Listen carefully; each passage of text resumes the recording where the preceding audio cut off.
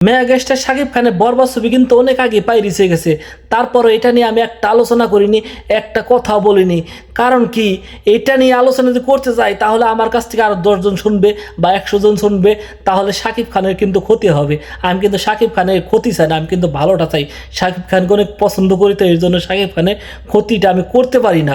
আপনারা হয়তো বলবেন এই পাইরিসি নিয়ে এখন কেন আলোচনা করতেছেন। এই পাইরিসি নিয়ে এখন আলোচনা করতেছে কারণ হলো এই প্রযোজক কিন্তু পাইরিসি বন্ধ করার লিগে কঠিন পদক্ষেপ নিছে। ইউটিউব থেকে বলেন, ফেসবুক থেকে বলেন, এই ভিডিও কিন্তু ডিলিট করতে বাধ্য করছে এই প্রযোজকরা এই কপিরাইটের আইনে। এই প্রযোজক বলেন, এই ডাইরেক্টর বলেন, যারাই আছে মিডিয়ার মধ্যে ফাঁস করে দিয়েছে, পাইরিস হয়েছে, তারা কিন্তু একটা ভুল করছে।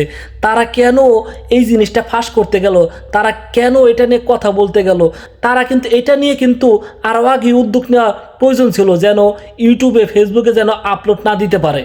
সত্যি কথা বলতে কি, আমি কিন্তু মেগাস্টার শাকিব খানের ছবি কিন্তু খুবই পছন্দ করি এবং তার ছবি দেখার জন্য অপেক্ষা করি, কখন আসবে, কখন দেখব।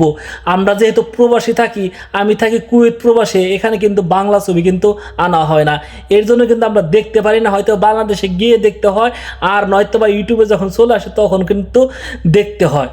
এই ছবিটা যখন পাইরিসে হয়ে গেছে তখন কিন্তু আমার মনের ভিতরে ইচ্ছা ছিল দেখব, কিন্তু প্রথমে কিন্তু আমি দেখতে চাইনি। যখন চোখের সামনে চলে আসলো তখন কিন্তু একটু একটু দেখতে দেখতে কিন্তু ভালো লাগলো, ভালো লাগা থেকে কিন্তু সম্পূর্ণ ছবিটা কিন্তু দেখে ফেলছি। ছবিটা কিন্তু খুবই ভালো হয়েছে। এই ছবিটা মানুষে কেন এত পছন্দ করছে আসলে দেখার পর বুঝতে পারলাম, ছবিটার ভিতরে এতটা ভালো অভিনয় করছে মেগাস্টার শাকিব খান, অতুলনীয় অভিনয়। আমি কিন্তু মুগ্ধ হয়ে গেছি মেগাস্টার শাকিব খানের অভিনয় দেখে। এই মেগাস্টার শাকিব খানকে কিন্তু আমি অনন্ত ভালোবাসা যখন মুক্তি পাই, তখন কিন্তু আমি ছোট, ওই ছবি থেকে কিন্তু এই শাকিব খানে আমি কিন্তু ভক্ত হয়ে গেছি। যে বাংলাদেশে একটা হিরো আইছে, যে লম্বা চোরা দেখতে যেমন তেমন অভিনয় করে, আমার কিন্তু তখন থেকেই মেগাস্টার শাকিব খানকে ভালো লাগে। আপনারা হয়তো বা এখন থেকে তাকে ভালোবাসেন, এখন থেকে তাকে পছন্দ করেন।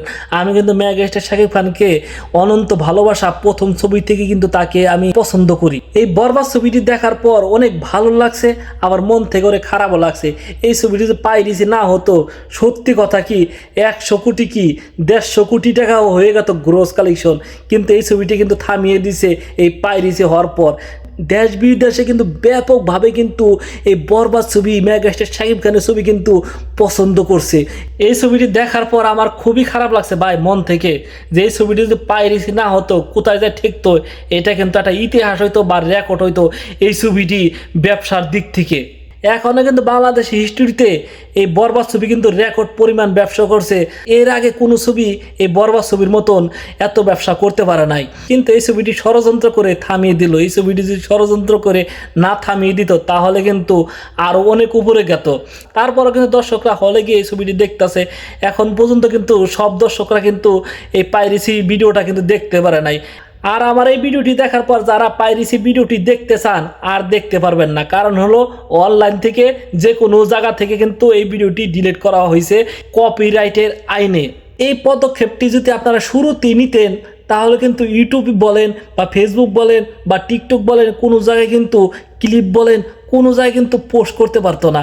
আপনারা যেহেতু এত আইন জানেন, এইসব আইন দিয়ে কিন্তু আপনারা শুরুতেই কিন্তু কপিরাইট আইনটা যদি আগে আপনারা গ্রহণ করে রাখতেন তাহলে কিন্তু এই ছবিটি কিন্তু আপলোড করতে পারতো না, আর এত বড় ক্ষতি হতো না আপনাদের। যাই হোক, খুশির খবর হলো নতুন করে কিন্তু বরবাদ ছবিটি নিউজিল্যান্ড, অস্ট্রেলিয়া এবং আরব কান্ট্রিতে কিন্তু মুক্তি দেওয়া হয়েছে। এই ছবিটি আশা রাখতেছি ভবিষ্যতে কিন্তু আর ভালো ব্যবসা করবে। দেখা যাক 100 কোটি টাকা কি পার করতে পারে কিনা। সবাই ভালো থাকবেন। আমি আলহাজ খান, এই পর্যন্তই। আল্লাহ হাফেজ।